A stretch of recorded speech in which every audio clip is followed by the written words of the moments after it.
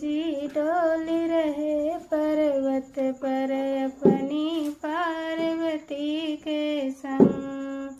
शिव जी डोली रहे पर्वत पर अपनी पार्वती के संग। सोने के थारा में भोजन बनायो, सोने के थारा में भोजन बनायो। शिव जी जय रहे पर्वत पर अपनी पार्वती के संग।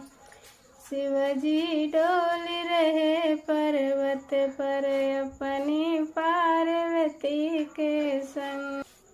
गंगा में गड़ुआ में जल भरी लायो, शिव जी घूटी रहे पर्वत पर अपनी पार्वती के संग। शिव जी डोली